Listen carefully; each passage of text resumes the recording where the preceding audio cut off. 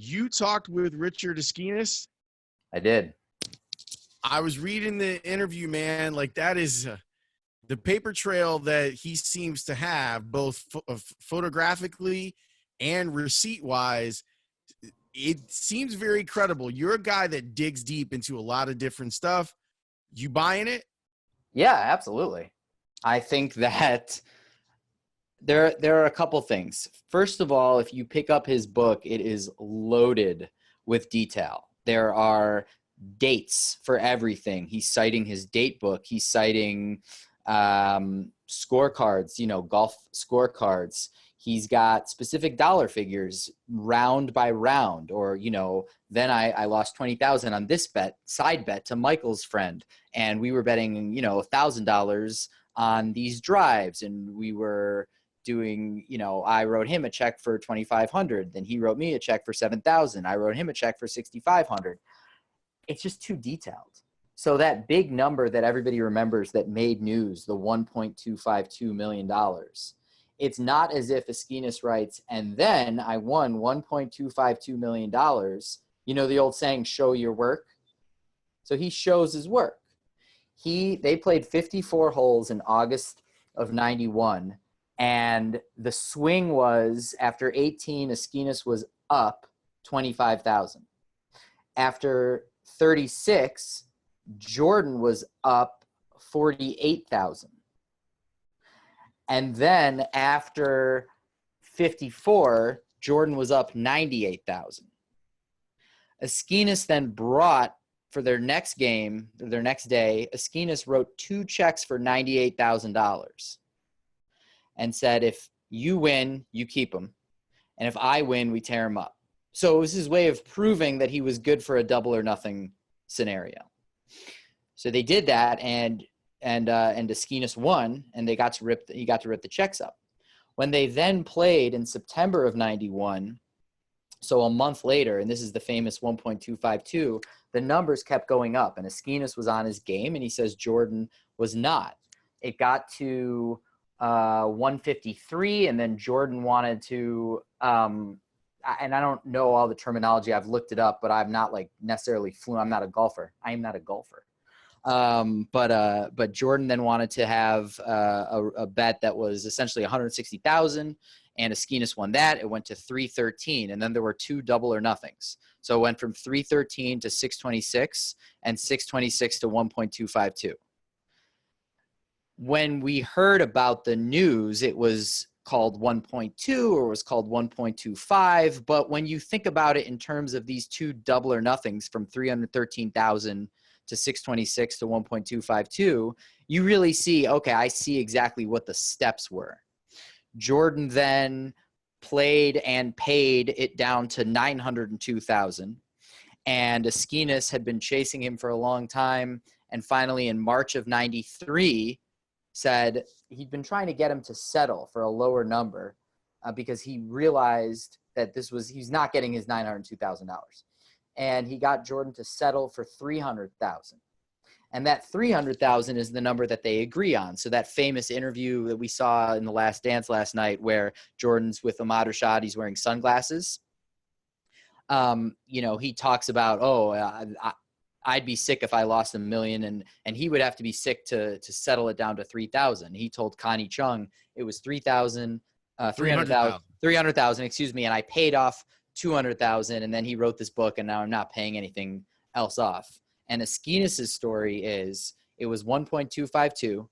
He played and paid it down to 902, and that's a key fact because he's got checks. He's got, copies of checks, which Bob Costas talked about and reported on, which Ian O'Connor at the New York Daily News wrote about. So he's got these copies of checks. And if it was only 300,000 and Jordan says, I paid off 100,000 here and another 100,000 there, then there wouldn't be these $50,000 checks after that September of 91 match.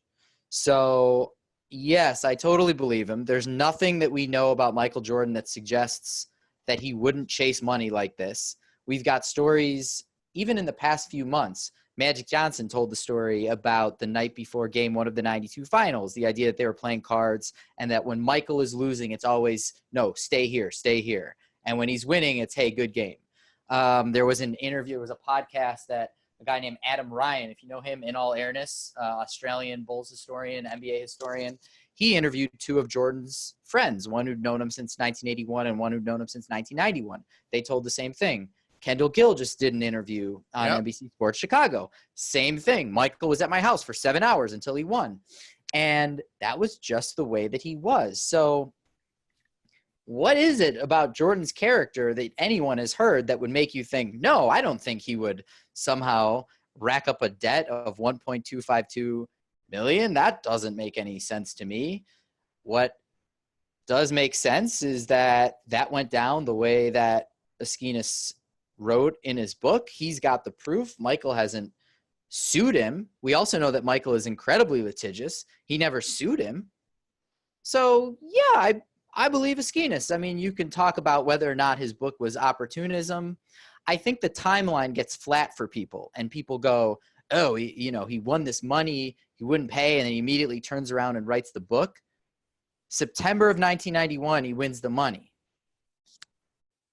March of 93, he gets him to agree to a settlement of $300,000 off of $902,000. And the settlement is going to end with Jordan making his last $100,000 payment in January of 94.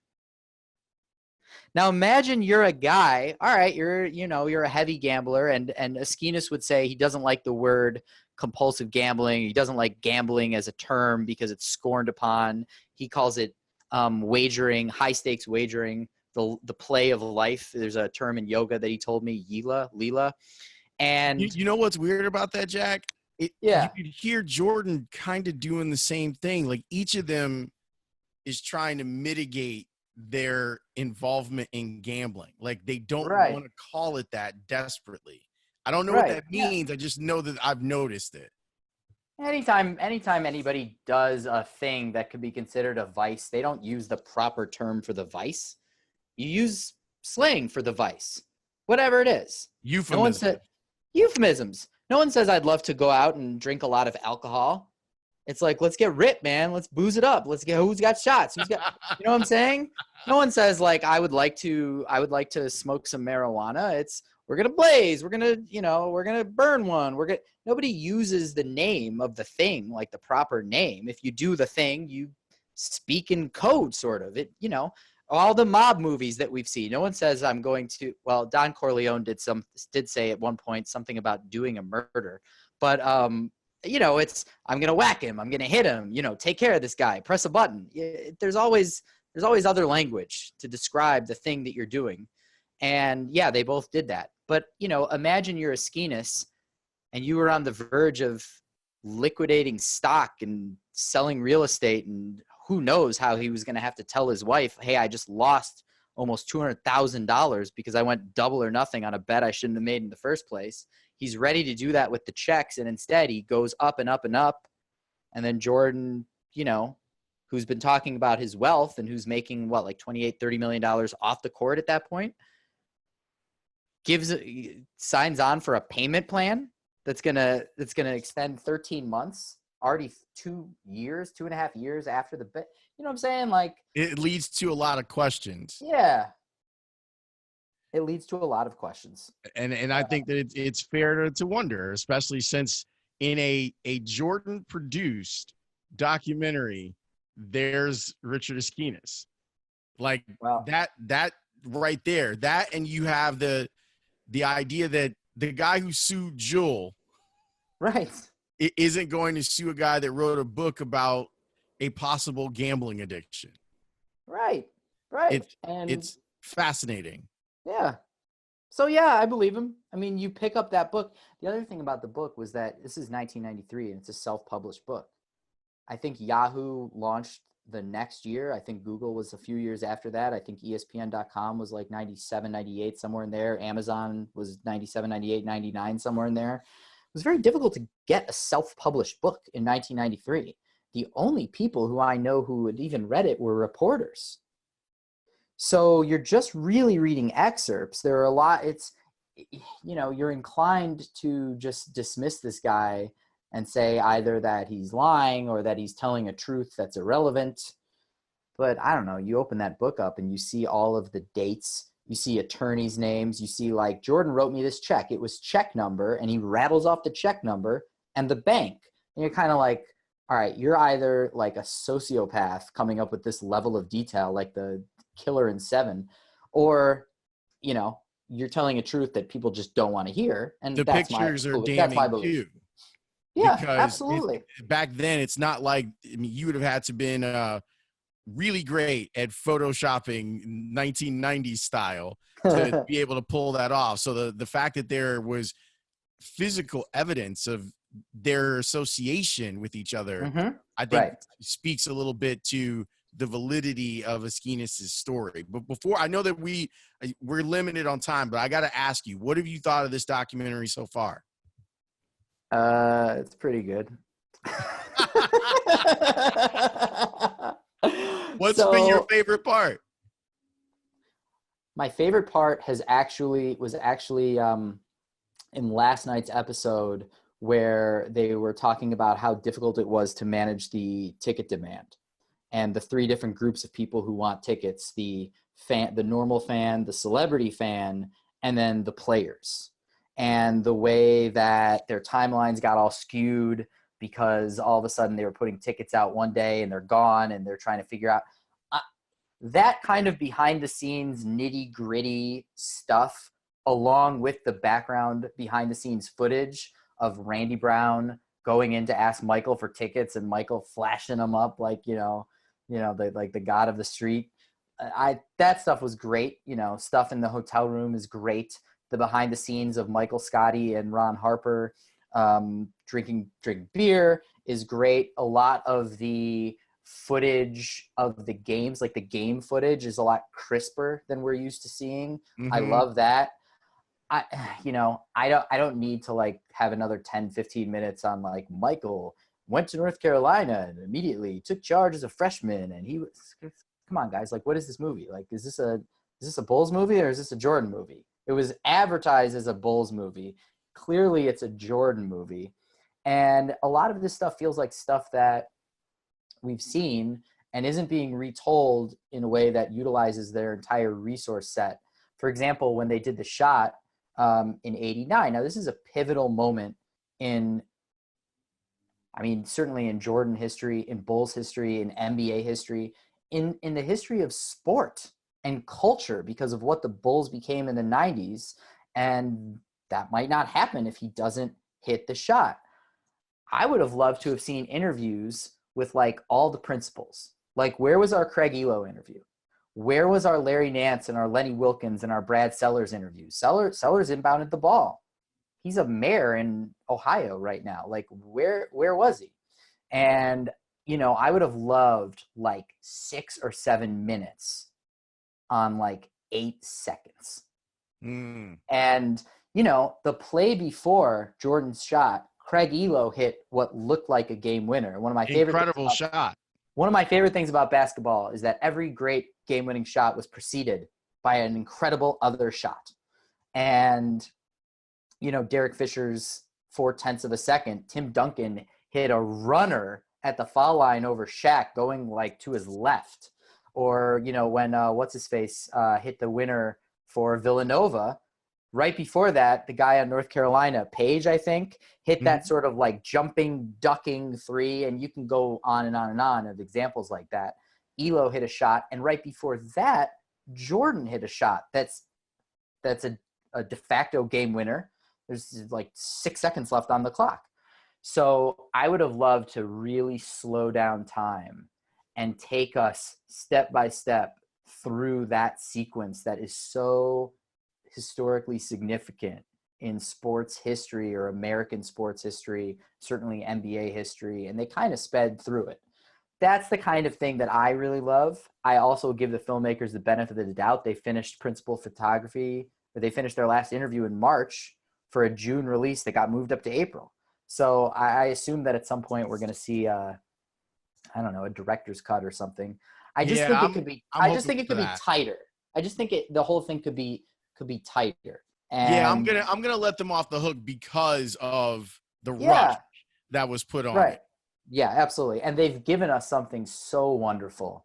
The community and the buzz that has been built around our Sunday nights, because that's the essence of what sport is, and organized sport. The idea that we're all gonna drop what we're doing and go do this thing together, and we're gonna have rituals. Hey, what are you wearing for the last dance? What are you eating for the last dance? And everybody's doing podcasts and writing stories, and anybody who knew anybody is writing their I knew this guy and here's my story. And Melissa Isaacson wrote some great little bits of like getting champagne splashed in her face. And, we saw John Michael Wozniak. He was the security guard who we saw who won the quarters toss game against Jordan, did hit him with the shrug.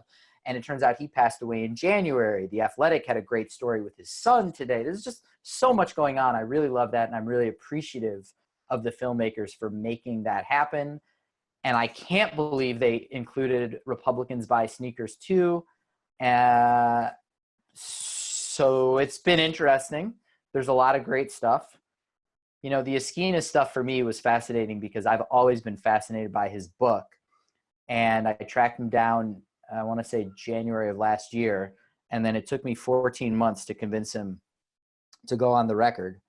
And so that was fun. And to then hear his story and hear the details, and what an interesting person. Did you listen to the slow burn on Nixon? No. Slate? Okay, so that podcast series, it's on Watergate, and the first episode is called Martha, and it's named after Martha Mitchell, the wife of the Attorney General. And the reason that the creator Leon Neyfakh, I think is his name. I might be mispronouncing it, but he described it. It was really cool. He said, the reason I'm opening with Martha Mitchell, and he's like my age or a little younger, is he said, Martha Mitchell's not in any of the movies. She's not in All the President's Men. She's not part of like Woodward and Bernstein's iconography. She wasn't indicted in anything. She wasn't in the cabinet. She's not. But if you were living at the time, Martha Mitchell was a singular, ever-present figure in your experience day to day with Watergate. She was there every day. She was in the news. You knew exactly who she was. She took a ton of interviews, and nobody knows her now. People barely know her husband, John Mitchell, the Attorney General. They know Nixon. They know maybe John Dean. They know Deep Throat, but they might not even know who Deep Throat was. They know Woodward and Bernstein, but they don't know Martha Mitchell. But if you were there, you would know. And that's who Richard Esquinas is. The conversation today around Jordan's gambling is kind of all matted into one thing. I'm actually playing with some Play-Doh right now because my daughter handed it to me before I came down. And, you start with some Play-Doh here, and you start with this piece that she rolled into something, and then you start with these pieces. But eventually you hold Play-Doh and you just smash it down and roll it into a little ball, and you just say, here, I've got Play-Doh. It's got no definition whatsoever. And Richard Esquinas was part of that definition. He was the defining name. If you don't have Richard Esquinas, and the last thing that Jordan had in gambling was Atlantic City, I would be willing to bet that you're not getting all of these terrible columns trying to tie Jordan's gambling with his father's death. I would be willing to bet, listen to me, willing to bet. I'd be willing to bet that you're not hearing as much about his gambling when he retires. And the conspiracy theories are lower. And everything was heightened because all of a sudden we had this number, $1.252 million, that was 10 times the biggest other number that we'd had associated with Jordan's gambling losses. And Richard Esquinas was in the news every day from like June to October. He's on talking to Connie Chung. He's talking to Bob Costas. Everybody's got an opinion on this cat. New York media loves him. Chicago media hates him. NBA is really shaking. They're trying to figure out what's going on. And he was this like central piece, and his book was this central piece of history, and kind of got lost. And people don't even know the story. I saw a buddy of mine tweet that he was talking to a younger friend who just learned from the documentary that Jordan retired. He just thought they didn't win 2 championships. So, wow. Yeah. So that's really what I love about history, is sort of like, pulling the Play-Doh back apart and seeing the texture and seeing what really something felt like at the time. And that's what this interview with Esquinas was, which everybody should check out at reject.substack.com. It's for my paid subscribers, who include 8 or 9 NBA writers who you know and love.